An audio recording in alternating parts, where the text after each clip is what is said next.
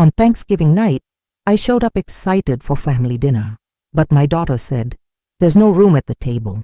They pushed me into the garage with a plate, surrounded by boxes and dust. Alone, crying, I thought, this was the worst holiday of my life, but one forgotten detail would change everything. Look, I know it sounds absurd, right? You're probably thinking, how does someone do this to their own mother? But for you to really understand how I got to this point, how a mother who gave her life for her children ended up sitting alone in a cold garage, you need to hear this real story from the beginning. Because that Thanksgiving night was just the start of a twist I never imagined I'd experience. And I'll tell you something. What happened after changed absolutely everything. My name is Mary Thompson. I am 76 years old. And so stick with me, because this emotional story will make you feel every emotion I felt. And who knows, you might even relate to some part of it. You know that moment when you're full of anticipation, with a warm heart, imagining hugs, laughter, and that bountiful Thanksgiving table. That's exactly how I felt that night. After weeks planning what to wear, thinking about what dessert to bring, I was radiant. After all, it was the first time in months the whole family would be together, and I could barely wait to see my grandkids, smell the roasted turkey, and hear the stories that always made that date so special. But when I opened the door to the house, my house, and walked into the dining room, something in the air didn't feel right. Linda, my daughter, was setting the table with that nervous rush, you know, and Paul, my son-in-law, looked at me strangely, as if I'd shown up without warning, as if I were an unwelcome visitor. I tried to smile, greet everyone, but heavy silence took over the room. That's when Linda turned to me, without even looking in my eyes, and let out those words that cut through my chest like a sharp blade. "Mom, there's no room at the table. You'll have to eat somewhere else." I froze, thinking it was a joke, waiting for someone to laugh and say it was a prank. But nobody laughed. Paul grabbed a plate, put some slices of cold turkey on it, a little mashed potatoes, and pushed it in my direction with frightening casualness. "The garage is free, Mary. You can stay there, no problem," he said, as if he were doing me a favor. I looked at Linda, searching her eyes for some trace of the girl I raised, the daughter I held in my arms, whom I taught to walk, to read, to dream. But what I saw was indifference, coldness, as if I were a burden she didn't want to carry. My heart squeezed so tight, I thought it would stop right there, in the middle of that room decorated with wreaths and scented candles. With the plate trembling in my hands, I walked to the garage. Each step was a humiliation, a pain that tore through everything I believed about family, about love, about everything I'd built throughout my life. The garage was cold, smelling of mold and dust, surrounded by old boxes and rusty tools. I sat on a wooden stool, alone, while on the other side of the wall I could hear laughter, toasts, and that joy that should have been mine too. Hot tears came down, burning my skin, and I tried to eat, but each forkful seemed to choke in my throat. This wasn't dinner. It was the destruction of everything I'd always believed. And there, in that forgotten corner of my own house, I asked myself, how did we get to this point? When did I stop being the mother they loved and become just a burden? My chest ached, not from hunger, but from loneliness, from that terrible feeling of being invisible to the ones you love most. I held back the tears as much as I could, but it was impossible to hold back the truth. This was the worst holiday of my life, and worst of all, at that moment, I still didn't know that was just the beginning of something much bigger. There was a whole story unfolding behind that closed door, and I was about to discover how far an ungrateful son's ingratitude can go. While I sat there, trying to understand what had happened, a strange sensation started taking over me. It wasn't just sadness. It was anger, confusion, and a hint of something I still couldn't name. Had I done something wrong? Did I deserve this? I turned these questions over in my head, but no answer made sense. Linda had always been stubborn, but never cruel. Paul had always been arrogant, but never to the point of treating me like trash. Something had changed, and I needed to find out what. I took a deep breath, wiped the tears, and tried to calm down. Inside, the party continued, and I could hear my grandchildren laughing, not knowing that Grandma was right there beside them. isolated as if she were a stranger. That hurt more than any words, because deep down, I knew they were being taught to ignore me, to see me as someone unimportant, and that, my friends, is a pain that doesn't fit into words. It's a wound that bleeds inside, silent but devastating. I didn't know yet, but that night was about to change everything. Because sometimes, when you think you've lost everything, life hands you a card up your sleeve, and that card was stored somewhere in that cold, dusty garage, waiting for the right moment to appear. But before getting there, I needed to understand how a dedicated mother who sacrificed her entire life for her family had become invisible to her own children. And this story begins long before that night. It begins at a time when I was everything to them, and they, at least I thought, were everything to me. I wasn't born rich, and I didn't have things easy in life. Quite the opposite. I grew up in a simple family where we learned early on that everything you achieve comes from the sweat of your own brow. My dad was a factory worker, my mom a seamstress, and we lived with the basics, but with dignity. That's how I learned the value of work, of sacrifice. And that's how I raised my children when life left me alone on this road.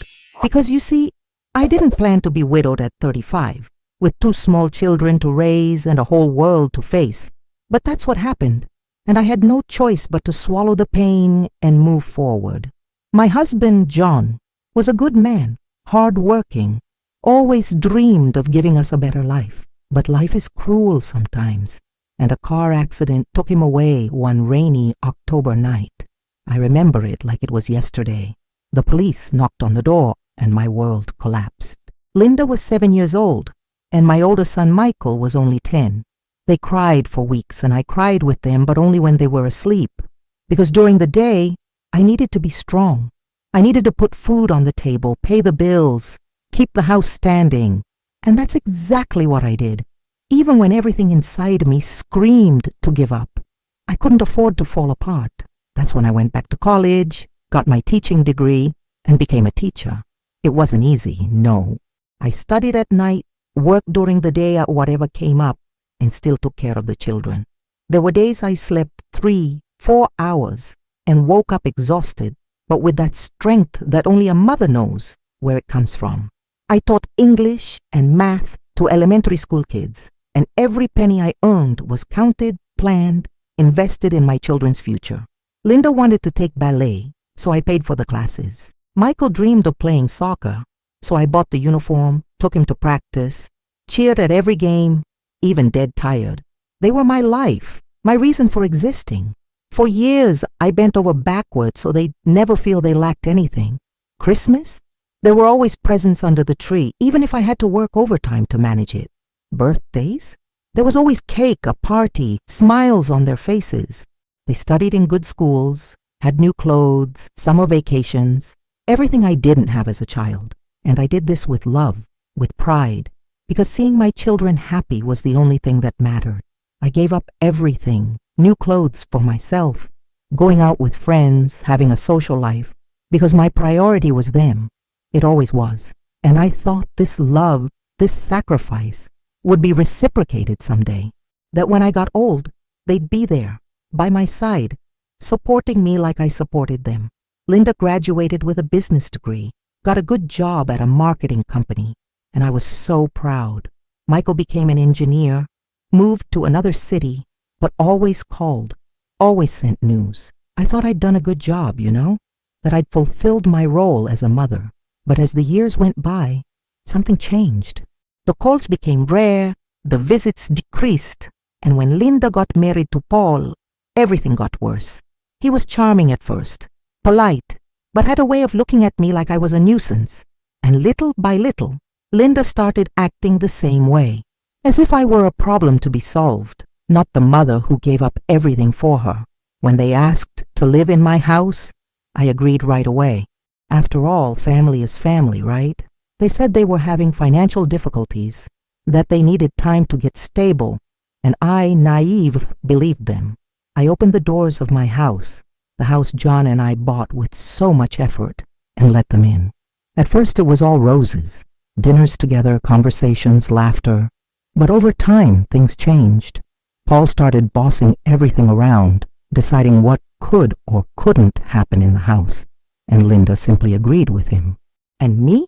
I was pushed into a corner, as if I were an unwelcome guest in my own house. That's how slowly I became invisible.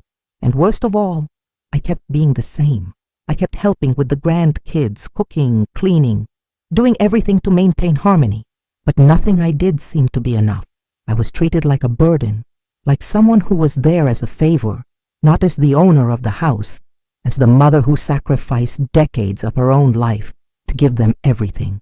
Sometimes I'd catch myself staring at the ceiling at night, remembering everything I'd been through, everything I'd done, and wondering, where did I go wrong? Did I spoil them too much? Was I too weak? But the truth is, I was just a mother, and apparently that wasn't enough. That Thanksgiving night, when they sent me to the garage, it all came to the surface. All the times I swallowed my pride, pretended not to see the rudeness, stayed silent to avoid conflict. I was there alone, with a cold plate in my hands, and everything I'd been through for my daughter seemed to be worth absolutely nothing. And the worst was yet to come, because sometimes ingratitude doesn't come alone. It brings along words that destroy everything you believed about the people you love. Sitting in that cold garage, trying to swallow food that tasted like ashes, I could hear the muffled noise of the party on the other side of the wall. Loud laughter, the clinking of glasses toasting, Paul's animated voice telling some joke that drew guffaws from everyone. It was as if I were in another world, a parallel universe where I simply didn't exist. I tried to focus on the food, but each forkful weighed heavy in my throat, and my chest hurt in a way I'd never felt before. This wasn't just sadness. It was pure humiliation. It was the feeling of being discarded, thrown aside like something that has no value. And worst of all, I was still trying to find an excuse for them, trying to believe it was maybe just a misunderstanding, a bad moment that would soon pass. But then, in the middle of that confusion of thoughts, I heard something that froze my blood. Linda's voice, clear as crystal, coming from the dining room.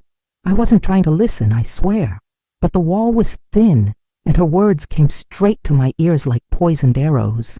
She's a burden, Paul. Seriously, I can't take it anymore. Always making up problems, complaining about everything. Everything has to be her way. My heart stopped. I held the fork in the air, unable to move, unable to breathe. My own daughter, the girl I carried in my arms, whom I woke up in the middle of the night to nurse, whom I taught to read, to walk, to dream, was talking about me like I was an unbearable weight, as if I were a problem she needed to solve. Paul's voice came next, louder, more arrogant. You're too good, Linda. I would have put her in a nursing home a long time ago. We've got our life, our plans. We can't keep carrying old people on our backs forever. I felt my stomach turn. Nursing home? They were talking about putting me in a nursing home? Me, who had a house, a life, who was still perfectly capable of taking care of myself. Tears started falling uncontrollably, hot and silent, streaming down my face as I tried to process what I was hearing. Each word was a stab, a precise blow to what remained of my dignity. And worst of all, they spoke with frightening naturalness, as if I were really a disposable object, something that only served as long as it was useful. Another voice joined the conversation, one of Linda's friends, laughing nervously. But doesn't she help with the kids? At least that, right? And that's when came the answer that completely destroyed me. Linda let out a bitter laugh, one of those you give when you're tired of something. Help? She gets in the way more than helps. She spoils the kids, gives them candy behind our backs, undermines us. Besides, the house is hers, so she thinks she can boss everyone around. She keeps nagging me, watching me. I feel suffocated. I could barely believe what I was hearing. Everything I did, every effort to be present in my grandchildren's lives, every attempt to help, was seen as intrusion, as burden, as something negative. I was no longer the loving grandma. I was the inconvenient elderly mother who disrupted their perfect life. The words kept coming one after another like waves drowning me. I just wish she'd understand we need space. We're not kids anymore. She needs to accept her life is over and now it's our turn. Life is over? I was 76 years old, not 176. I still had dreams, desires, plans, but in my daughter's head, I was already dead. I was just an unwanted ghost wandering through the house, disrupting their happiness. My heart broke into pieces so small, I thought I'd never be able to put them back together. Because the pain of being rejected by strangers is one thing, but the pain of being rejected by your own children, that's a pain with no name, no cure, that stays engraved in your soul forever. I wanted to get up, open that door and scream everything I was feeling. I wanted to show Linda who I really was, everything I sacrificed, everything I gave up so she could have the life she has today. But I couldn't move. I was paralyzed, trapped in that old chair, with the cold plate in my hand and tears wetting my face. I felt small, insignificant, as if all those years of dedication had been erased in the blink of an eye. And worst of all, I still loved them. Still wanted to believe there was something good there, that maybe they were just going through a difficult time, and soon everything would go back to normal. But deep down, I already knew nothing would be like before, that that night had changed everything. I wiped the tears with the back of my hand and took a deep breath. I needed to get out of there, needed to think, needed to understand what to do with all of this. But before I could get up, I heard one more sentence that echoed in my head like thunder. Paul, with that confident voice full of authority, said, "Relax, Linda. Soon we'll solve this. We've already talked about it. She's not staying here forever." They had a plan to get me out of my own house. And I, naive, blinded by a mother's love, hadn't seen anything. I was so busy trying to please, trying to be useful, that I didn't notice they were pushing me out of my own life. And now, there in that dark, cold garage, I finally woke up to reality. A bitter, painful reality, but real. And it was at that moment, with my heart shattered and my soul wounded, that something inside me began to change. Because pain can also be transformative. And sometimes, when you hit rock bottom, the only option left is to start climbing. But I still didn't know how far they were willing to go. And what I was about to discover the next day would show that the emotional story I thought I was living was just the beginning of a much scarier truth. I didn't sleep that night. I stayed awake until dawn, staring at my bedroom ceiling, replaying every word I'd heard.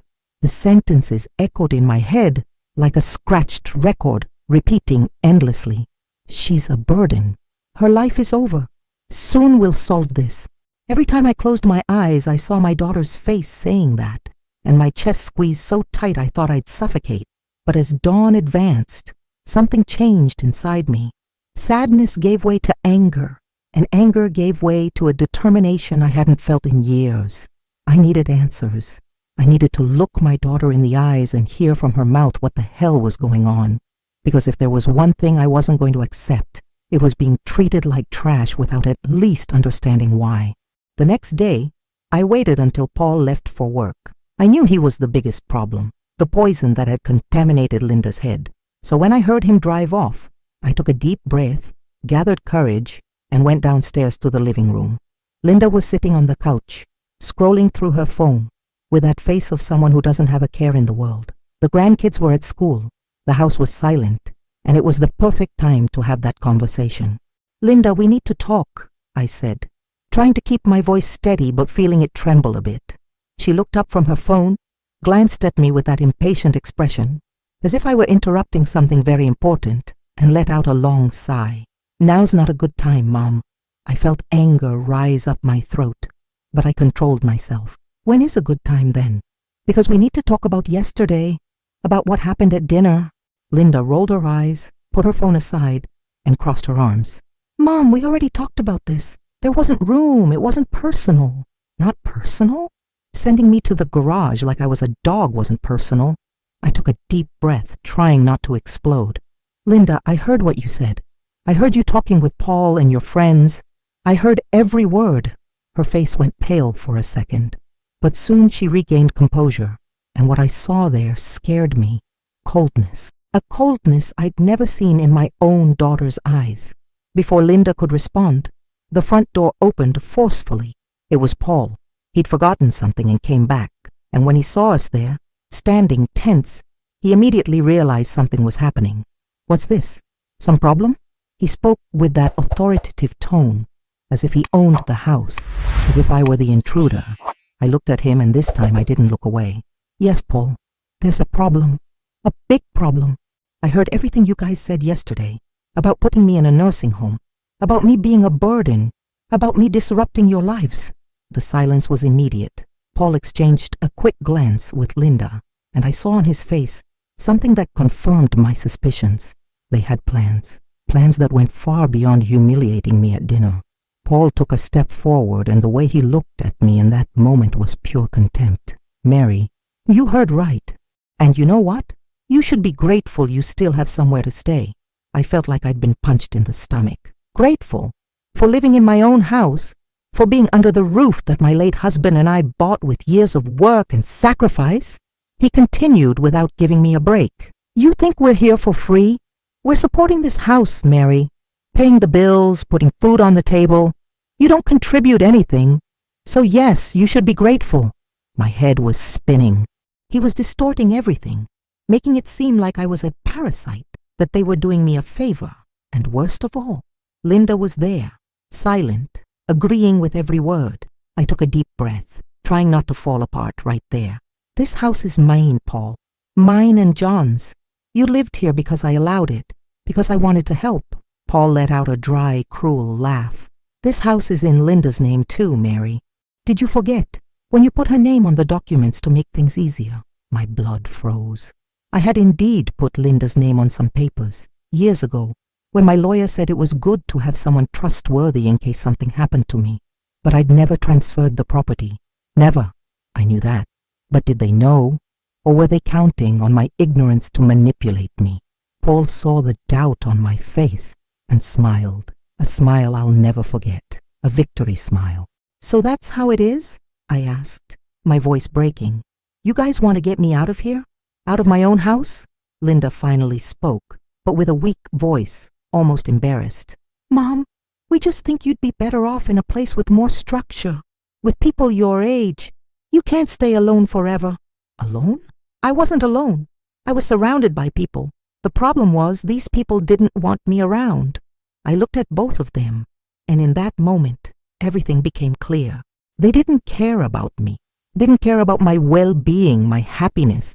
They just wanted the house. They wanted my house, my space, my life, and they were willing to discard me to get it. And right there, in that instant, I understood it was no longer about love or family. It was about interest, pure and simple. And worst of all, I still had hope I was wrong, still wanted to believe my daughter, deep down, still loved me. But when I looked in her eyes, all I saw was the reflection of a gold-digger son-in-law who'd managed to transform my ungrateful daughter into a stranger.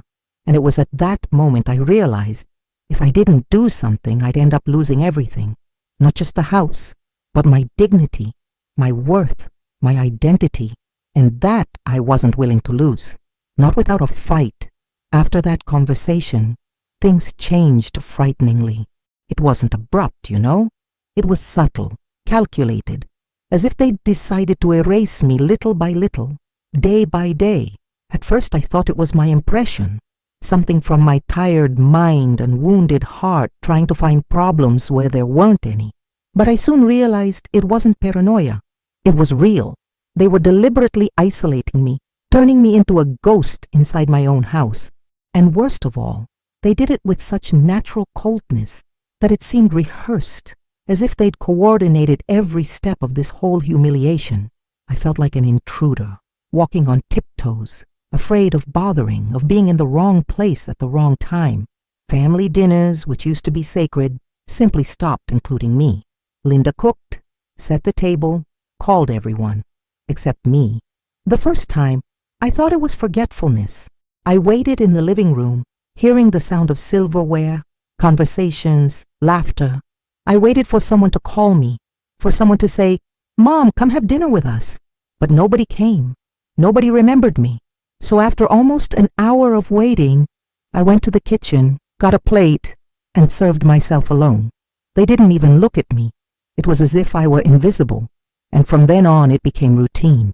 I ate alone, in my room, while they dined all together in the living room, laughing, talking, living a life I was no longer part of. The invitations also disappeared. Before, when they'd go out on weekends, they always asked if I wanted to come along. Sometimes I'd go, sometimes I'd stay home resting, but at least I had the option, you know. I felt included, part of the family. But now they left without warning. I'd wake up in the morning and the house would be empty. No note, no message, nothing. And when they'd come back, hours later, with shopping bags or the kids excitedly talking about the outing, I'd ask where they'd been. "Oh, we just went for a drive," Paul would answer dryly without even looking at me. Linda would look away, as if she felt ashamed, but never said anything, never defended me. And that hurt more than any cruel word, because her silence was the worst form of rejection. And the grandkids, my little grandchildren, whom I loved more than anything, whom I'd cared for since they were born, who spent hours with me listening to stories, playing, laughing. Suddenly, they started avoiding me. At first, I didn't understand. I'd call them to play, offer cookies, ask about school, but they'd dodge, say they were busy, had homework. I saw in their eyes confusion, as if they'd been instructed to distance themselves from me, but didn't quite understand why. And one day, I heard Linda telling her oldest daughter, Sophie, "Grandma's tired, honey. Better not bother her." But I wasn't tired. I was never tired for them. I realized then that Linda was planting in the children's heads the idea that I was a burden, someone they needed to spare, someone it was better to keep distance from. The conversations between us also died. Linda barely spoke to me. When I tried to start a conversation, she'd answer with monosyllables, never looking me in the eyes. "How was your day?" "Good." "Need help with anything?" "No." And that's it. End of conversation. Paul then didn't even hide it. He treated me with such open contempt it was shocking. He'd walk past me in the living room and not even greet me. If I was in the kitchen, he'd come in, grab what he wanted and leave without saying a word.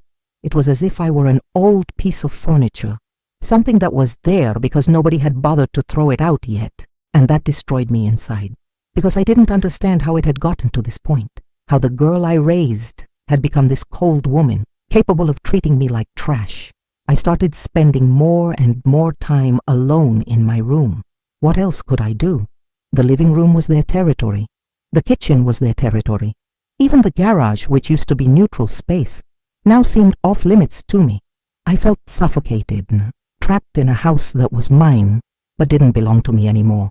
I'd spend hours looking out the window, watching life happen out there, while inside those walls, I withered away. My friends started noticing something was wrong. They'd call, send messages, but I always gave excuses. "Oh, everything's fine, just a little tired." I didn't have the courage to tell the truth, to admit my own daughter had abandoned me, that I'd become a burden, an inconvenient elderly mother nobody wanted around. And the most painful part of it all was seeing they were happy. They laughed, made plans, lived their lives as if I didn't exist. And the more I disappeared, the more they prospered. It was as if my absence was exactly what they wanted, as if I were the problem that, once removed, would leave everything perfect. I cried every day, hidden under the covers, afraid of making noise, afraid of bothering, because even my sadness seemed to be a nuisance to them. And there, in that suffocating loneliness, I started believing the words I'd heard, that maybe I really was a burden, that maybe my life really was over, that maybe I didn't deserve anything better than that. But life has a funny way of surprising us, you know. Sometimes, when you think everything's lost, when you resign yourself to pain and humiliation, something happens. Some forgotten detail, some hidden truth, some card up your sleeve you didn't even know you had. And that's exactly what happened to me.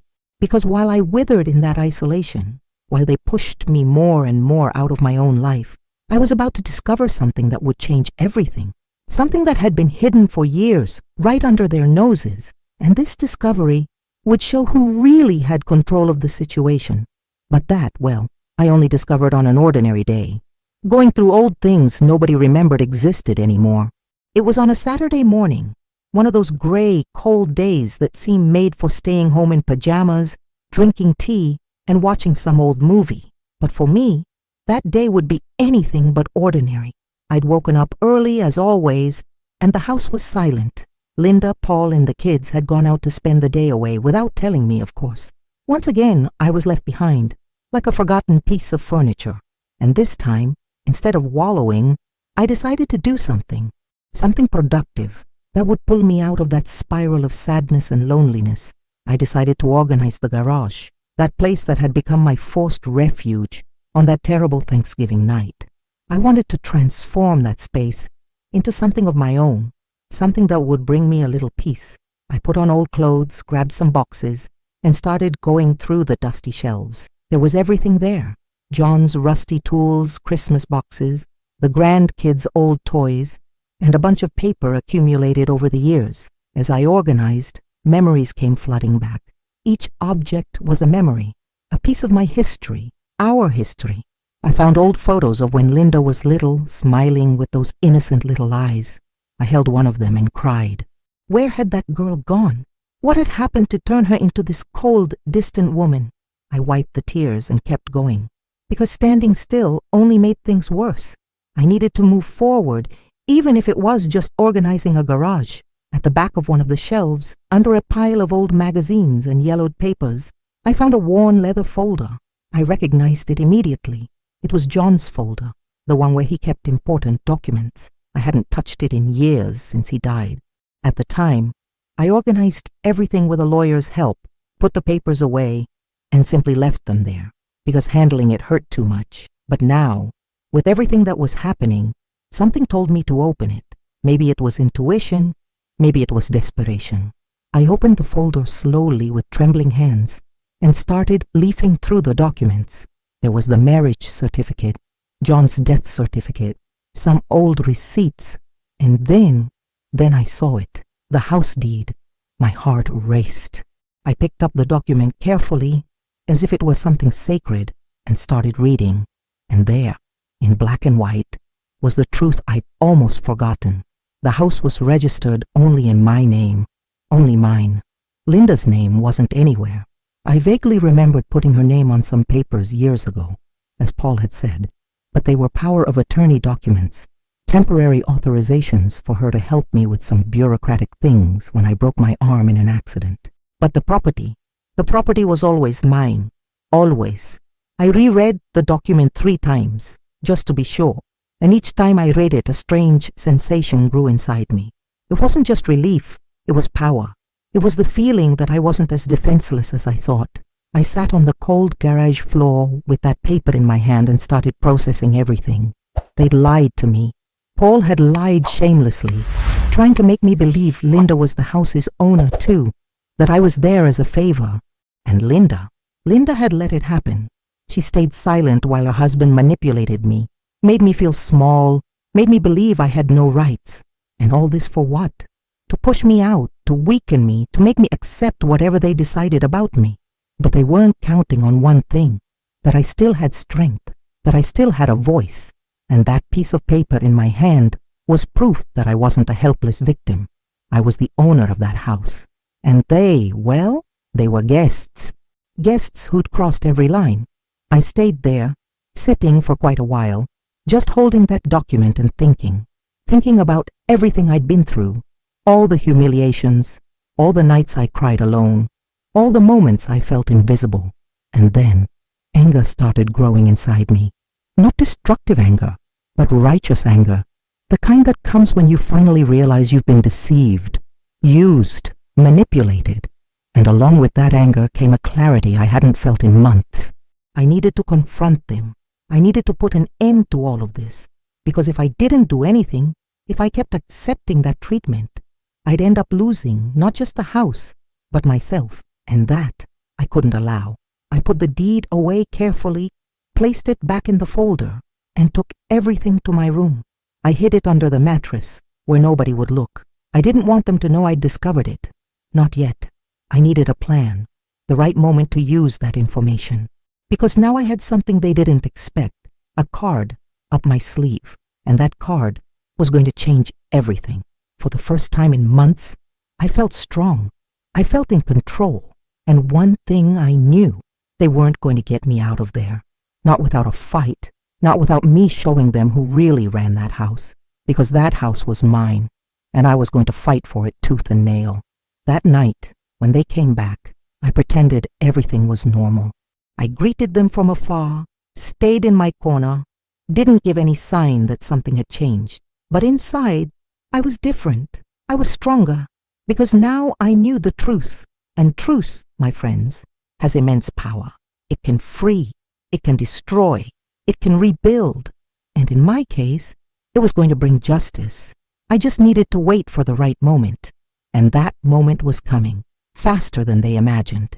Because an ungrateful daughter and gold-digger son-in-law can fool an elderly mother for a while, but not forever. And the moment of truth was about to knock on the door. I waited. I waited for the right moment, the one when everyone would be gathered with no escape, no excuses. And that moment came. The following Sunday, at the weekly dinner Linda insisted on having to maintain family tradition. What tradition, right? The tradition of excluding me, of making me feel small, of pretending I don't exist. But this time was going to be different. This time, I had something they didn't expect, and as the day went on, I felt my heart racing, a mixture of fear and determination I didn't know I was capable of feeling. I spent the whole day mentally rehearsing what I'd say, how I'd say it, preparing each word, because I knew that confrontation would change everything. There was no turning back. It was now or never. When dinner time came, they were all there. Linda, Paul, the 2 grandkids, and even some of their friends who'd been invited. The table was set, beautiful, full of food, and of course there was no place for me, as always. But this time, I wasn't going to accept it. I wasn't going to hide in the garage, wasn't going to eat alone in my room. I was going to sit at that table, even if it was the last thing I did. So I took a deep breath, grabbed the house deed I'd kept in my coat pocket, and went downstairs. When I entered the dining room, everyone turned to me, surprised. Paul frowned. Linda sighed with impatience. "Mom, we already told you there's no room," she said, with that tired tone, as if she were talking to a stubborn child.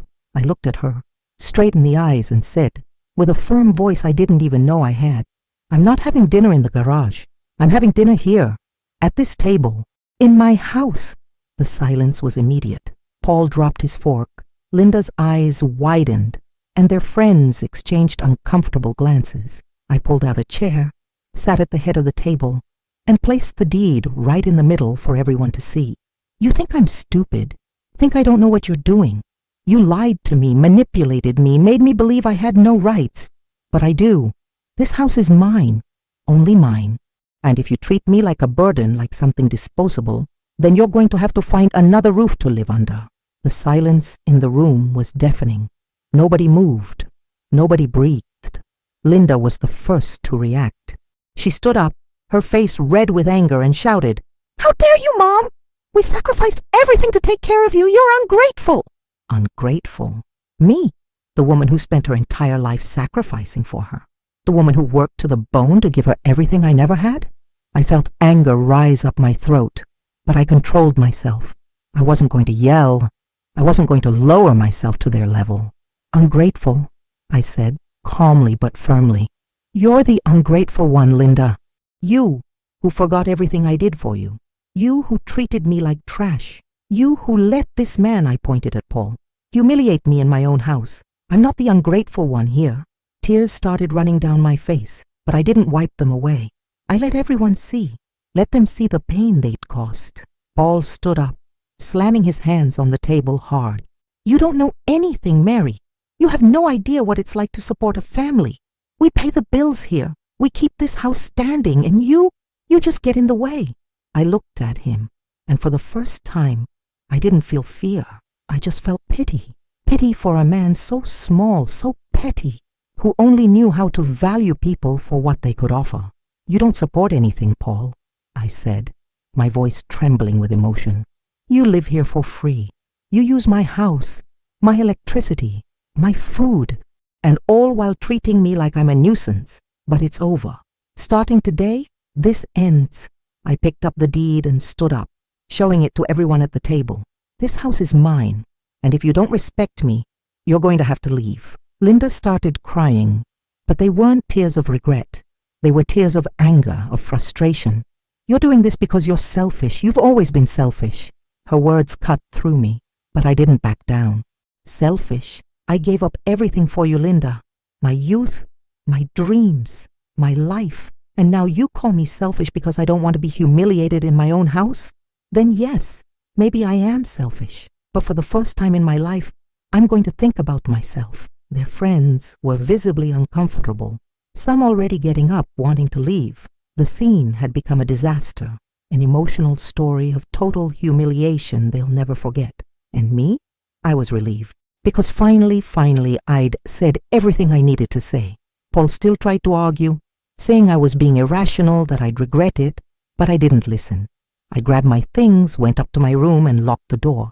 And for the first time in months, I slept peacefully, because I knew I'd done the right thing, that I'd stood up for myself, that I'd recovered a bit of my dignity. And the next day, when I woke up, I knew exactly what I needed to do, because that confrontation was just the beginning. The real battle was still to come. And this time, I was ready to fight for what was mine, ready to show that an elderly mother can be much stronger than anyone imagines. The next morning, the house was tense, as if a storm was about to break. I could feel it in the air, in that heavy silence that hung through the hallways. Paul and Linda had spent the night talking quietly in their room, and I knew they were plotting something. But I wasn't scared anymore. I'd crossed a line the night before, and there was no going back. For the first time in months, I felt I had control over the situation, and that feeling, as scary as it was also liberating. I went down to the kitchen for my coffee, and there was Paul sitting at the table with that hard look, that air of superiority he always carried. But this time, I didn't look away.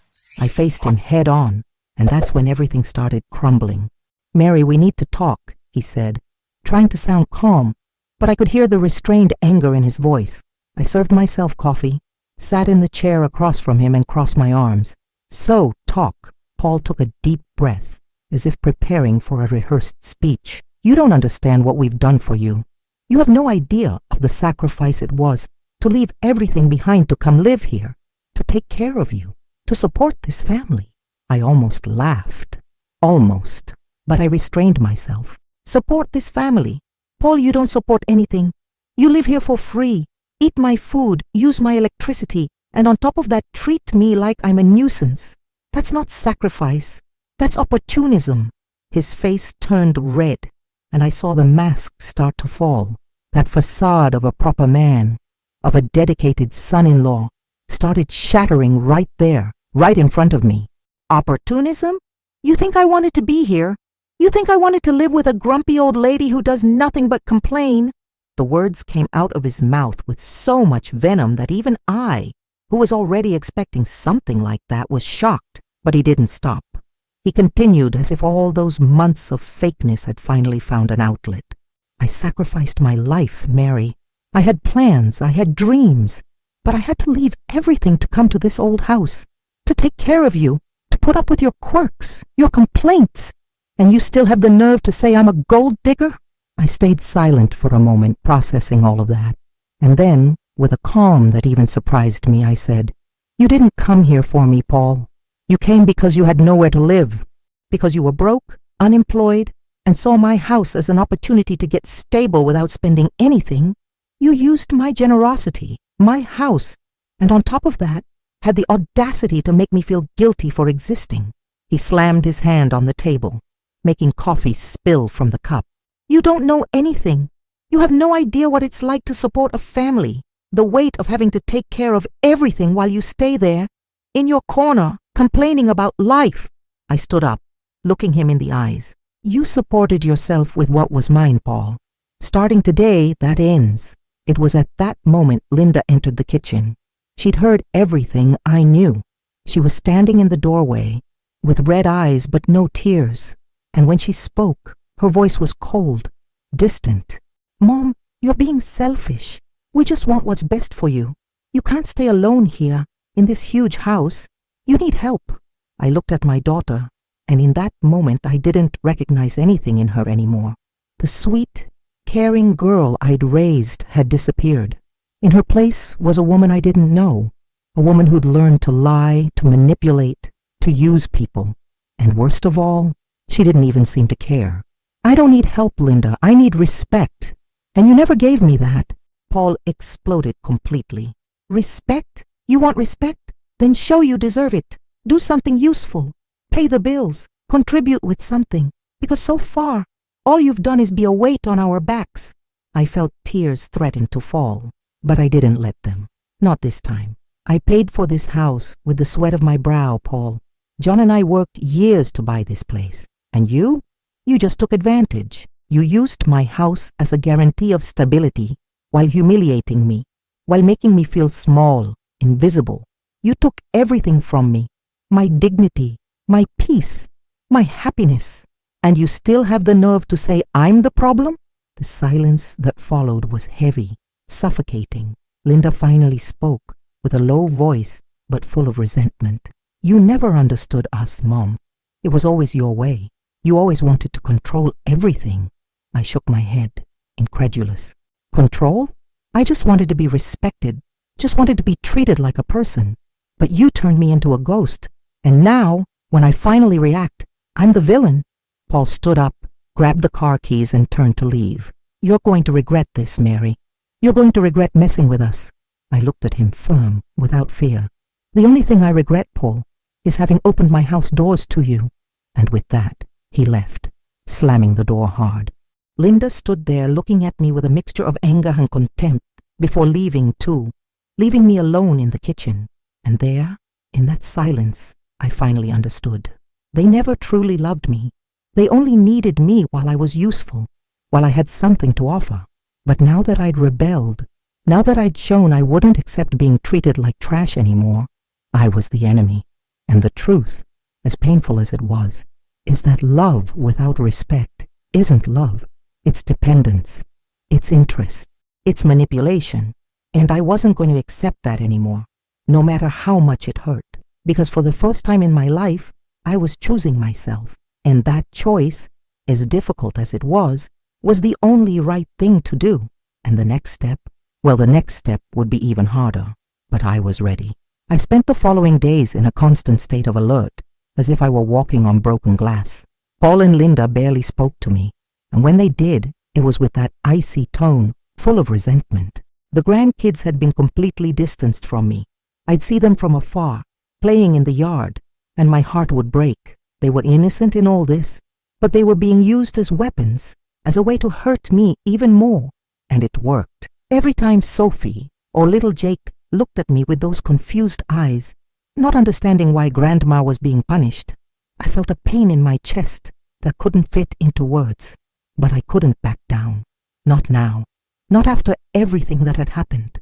I needed to move forward, even if each step hurt like a stab. It was on a Tuesday afternoon that I finally made the decision. I was sitting in the living room looking at the family photos hanging on the wall. Little Linda, smiling, toothless. Michael graduating from college. John by my side, with that wide smile I loved so much. And I wondered, where did everything go wrong? At what moment did love turn into interest? At what moment did I stop being the mother and became just an obstacle? Tears started falling, silent, wetting my face, but along with them came clarity, a certainty that I couldn't live that way anymore. I couldn't accept being treated like a burden, like something disposable anymore. And if that meant losing my daughter, then so be it. Because love without respect isn't love. It's just dependence. I stood up, wiped the tears, and grabbed the phone. I called my lawyer, the one who'd helped me years ago when John died. I explained the situation, told him about the lies, about the manipulation, about everything. He listened to me patiently and in the end said, Mary, you have every right to ask them to leave. The house is yours. They're just residents. And if there's no formal contract, you can ask them to vacate. Those words should have brought me relief, but they only brought more pain. Because I didn't want to get to that point. I didn't want to evict my own daughter from my house. But what else could I do? Keep being humiliated? Keep being treated like trash? I had no choice. I scheduled a meeting with the lawyer to prepare the documents. And then I took a deep breath and prepared to have the hardest conversation of my life. I waited until the weekend when everyone was home. I gathered Paul, Linda, and the grandkids in the living room. My heart was racing, my hands were shaking, but I knew I needed to do this. "I want to talk to you," I said, trying to keep my voice steady. Paul crossed his arms with that impatient face. Linda avoided my gaze. The children were confused, not understanding what was happening. I took a deep breath and said, "You're going to have to leave this house." The silence was immediate. Linda's eyes widened. Paul let out a dry, incredulous laugh. "You're kidding, right?" he said. I shook my head. "No, I can't take it anymore. I can't stand being treated like a burden in my own house anymore. You have a month to find another place." Linda stood up, her face red with anger. "You can't do this, Mom. We have nowhere to go. And the kids? You're going to put your own grandchildren on the street?" Those words cut deep, but I didn't back down. "You're adults, Linda. You'll figure it out. But I can't live like this anymore. I can't be invisible in my own house anymore. Be humiliated, be treated like I'm worthless. I deserve respect. And if you can't give me that, then it's better you go your own ways." Paul stood up, coming toward me with that threatening look. "You're going to regret this, Mary. You're going to be alone, old and abandoned. And when you need help, you won't have anyone." I looked at him, firm, without fear. "I'd rather be alone than continue being humiliated by you." And then I turned to the children who were crying, not understanding anything. My heart broke. "Grandma loves you, always will. But sometimes we need to make difficult choices, and this is one of them." Sophie ran to me, hugged me tight, crying, "Why, Grandma? Why do we have to leave?" I held her, stroked her hair, trying not to fall apart. "Because sometimes, sweetheart, things need to change. But that doesn't mean Grandma doesn't love you. I'll always love you." Linda pulled Sophie from my arms, with tears in her eyes. "You're cruel, Mom. You've always been selfish, and now you're showing who you really are." Those words should have destroyed me, but they didn't, because I knew, deep down, I was doing the right thing, that I couldn't live that way anymore, that I needed to choose myself for the first time in my life. "You have a month," I repeated with a firm voice, and then I went up to my room, locked the door, and broke down. I cried like I'd never cried before. I cried for the daughter I'd lost, for the relationship that would never be the same again, for the grandchildren I might never see again. But along with the tears came relief. Relief from finally having made a decision, from finally having freed myself from that emotional prison. And there, in that dark room, I understood. Sometimes, loving someone means letting go, even if it hurts more than anything in the world. The days that followed were the hardest of my life, seeing Linda packing things, seeing Paul carrying boxes with that hateful face, seeing the children crying, confused, not understanding anything. Each moment was torture, but I didn't back down. I couldn't back down, because if I backed down, everything would go back to how it was before, and I couldn't live that way, not anymore. On the day they finally left, I stood at the window, watching their car disappear around the corner, and there, alone in that big, silent house, I wondered, did I do the right thing? But deep down, I knew the answer. Yes, I did, because for the first time in my life I was choosing myself, and that choice, as painful as it was the only way for me to recover my dignity, my peace, my life.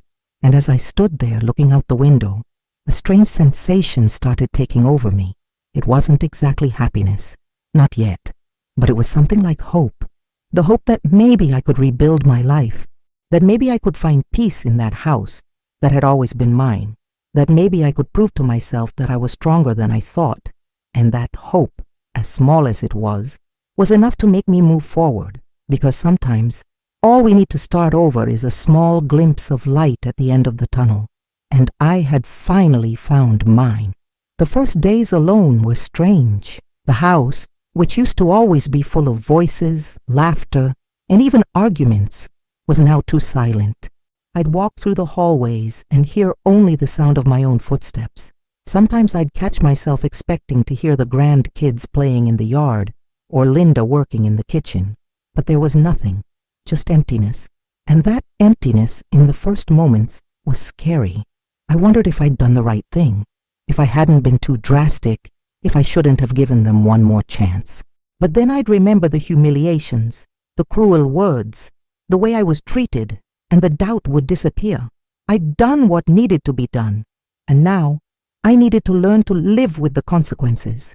But as the days went by, something interesting started happening. That silence that used to scare me started transforming into peace.